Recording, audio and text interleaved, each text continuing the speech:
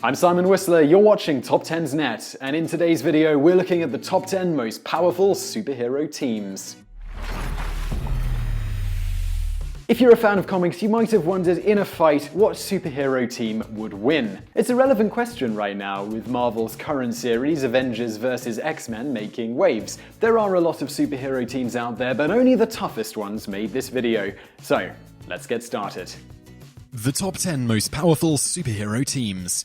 Number 10, Fantastic Four from Marvel Comics. Their first appearance in Fantastic Four number 1 from 1961. Its core members are Mr. Fantastic, Invisible Woman, Human Torch, and Thing.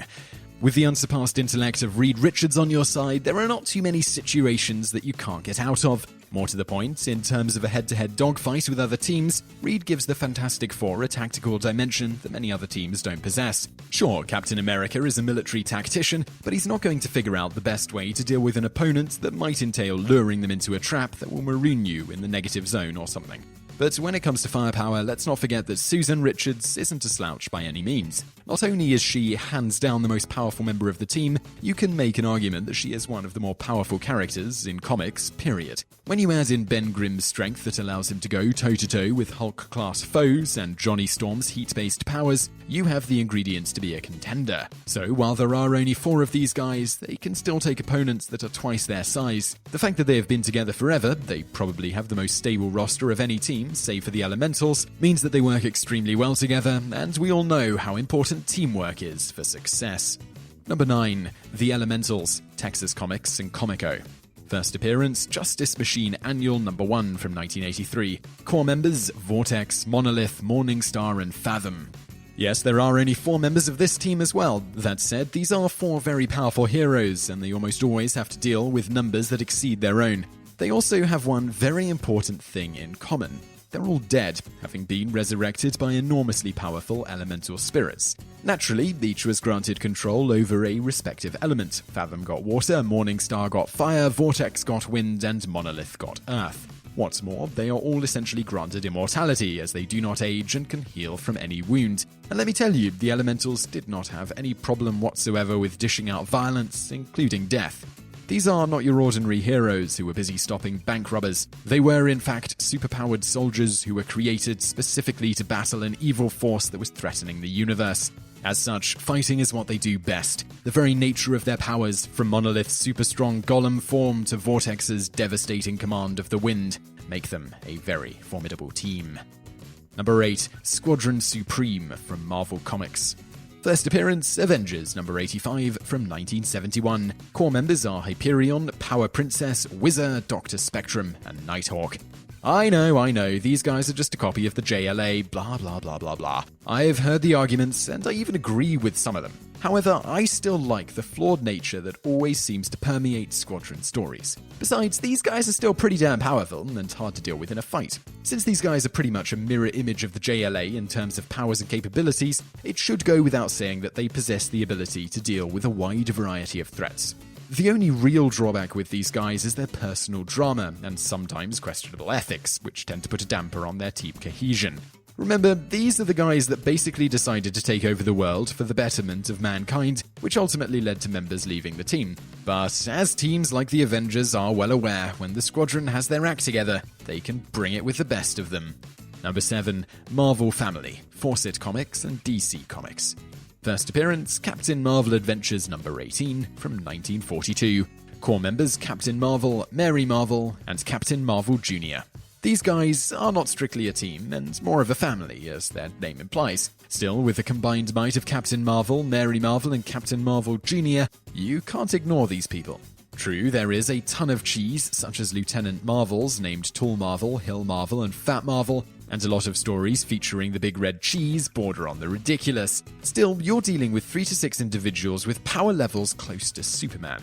When you bring all of the Marvels together, even the silly ones with slightly less power, it would be like going up against a brightly coloured pack of Kryptonians or Daxamites. And because they don't have any glaring weaknesses, the only way to beat them is to overpower them. How many teams could reasonably do that? I suggest not very many. Number 6, The Authority from the WildStorm imprint under Image Comics. First appearance, The Authority number 1 from 1999. Its core members are Jack Hawksmoor, Engineer, Swift, and the Doctor.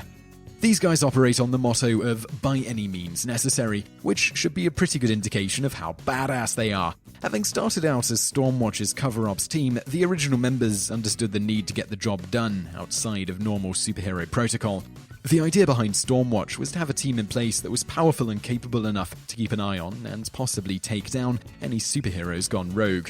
The Authority is that, and more. And it's the team's original roster that I would pit against any potential adversaries. Yes, their lineup has changed just like any other team, but in this case, the original is best. Just consider the lineup. Jenny Sparks, electrical powers, Jack Hawksmoor, psychic bonding with cities, swift, wings, sharp talons, strength and durability, Apollo, a Superman analog including heat vision, Midnighter, a Batman analog with the ability to foresee an opponent's moves, the Engineer, the ability to create objects with implanted nanotechs, and the Doctor, magical powers of a whole bunch of ancestral shamans. This team has the attitude, the power, and the versatility to take on just about anybody. Number 5. The Avengers from Marvel Comics. First appearance, Avengers number 1 from 1963. Core members, Captain America, Thor, Iron Man, Hawkeye, and Hank Pym. With a roster that is forever in flux, the Avengers are not exactly noteworthy when it comes to stability. Yet with mainstays like Captain America around more often than not, the team is usually assured of sound field and tactical leadership. The current roster, though, has a nice range of power and capability, featuring Cap, Iron Man, Hawkeye, Thor, Vision, Red, Hulk, Spider-Woman, and Quake. This team can bring it. Thor and Red Hulk alone are a pretty strong combo. Plus, there's the experience factor. The majority of the members on this roster have been doing what they do for a while. These are not green rookies who might not hold their own when the chips are down. Just the opposite, in fact, which means that anyone who steps to these guys better have a damn good plan in place. Number 4. The Justice League, DC Comics. First appearance, Brave and the Bold, number 28, from 1960. Core members, Superman, Batman, Wonder Woman, Aquaman, Martian Manhunter, Green Lantern, and The Flash. Jim Lee's current version of the JLA, for me, is the epitome of what you would expect from DC's premier team of heroes. The current lineup, with the exception of Cyborg, is pretty much the same as the original lineup, which is a plus. With Superman, Wonder Woman, and Green Lantern, you have some of comics' most outright powerful characters with these three alone. Once you add in Batman's tactical and leadership skills, Flash's speed, and Cyborg's technological abilities, then you have a team that can take down all corners. Oh yeah, there's Aquaman too, and he can do stuff. What I like about this particular incarnation is that they have spent a considerable amount of time together without any roster changes. This means team cohesion and plenty of time for Batman to whip these guys into shape as a coordinated fighting force.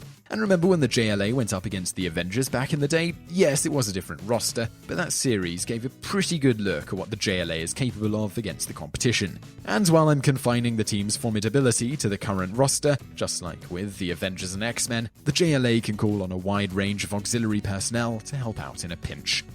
Number 3. The X-Men from Marvel Comics. First appearance, X-Men number 1 from 1963. Core members, Cyclops, Wolverine, Storm, Colossus, The Beast, Psylocke, Kitty Pryde, and Emma Frost. Marvel's band of merry mutants are a match for just about anyone that can come into contact with one. One reason for this is that there are so many of them. Even with all but 1% of the mutants in the Marvel universe losing their powers, the X-Men still field a very diverse group of sub-teams. For the purposes of this list, I'm going with the current primary team, consisting of the roster that comprises Cyclops' Extinction Team. This group features Cyclops, Storm, Magneto, Emma Frost, Colossus, Danger, Prince Namor, Hope Summers, Magik, and Psylocke.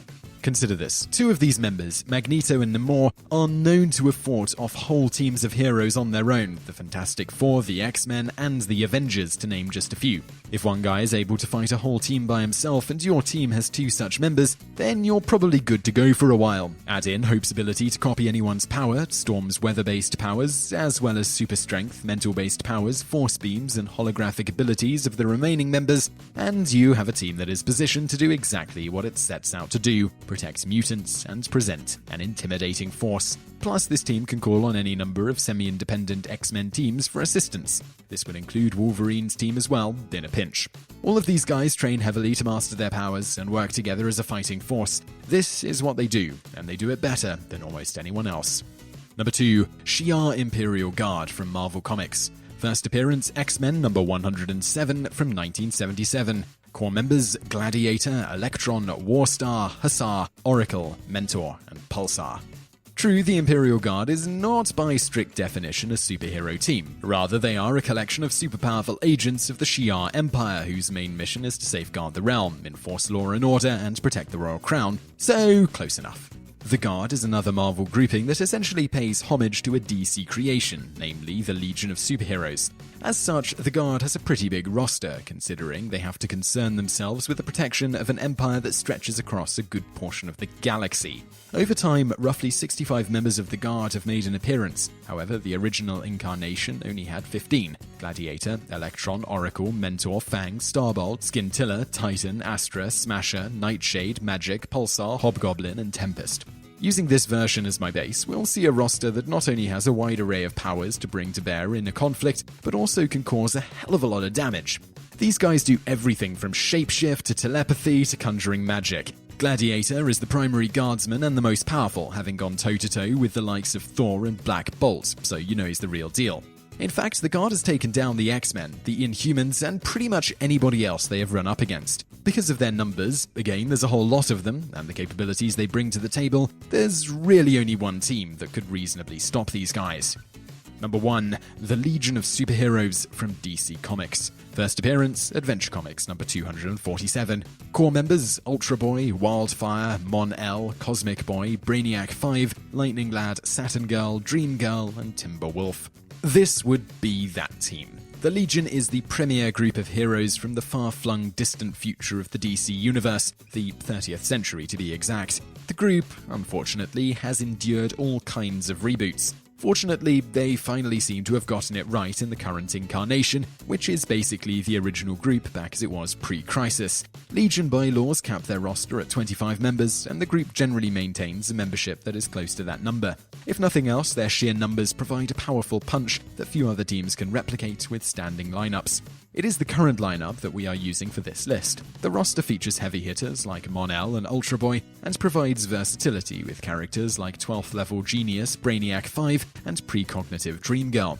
The Legion has the legs to confront any foe on its own terms, and a wealth of capabilities to overcome any circumstance. The last incarnation of the JLA can attest to this. They have all their bases covered: heavy hitters, ferocious fighters, mentalists, energy manipulators, teleporters, martial artists, and shapeshifters. When the smoke clears, there's no doubt that the Legion is going to be the team left standing. So thank you for watching. That was who we think are the 10 most powerful superhero teams. If you think we've missed one or you disagree with one we've mentioned here, do let us know in the comments below. We do read them. Also, if you like this video, please just click like below. And as you watched all the way to the end, you'll probably like our other stuff, so don't forget to subscribe. There's a button on the screen now, as well as a button below. And also, we're going to link to a couple of our other comic lists on the screen now, which you'll also probably enjoy. So thank you for watching.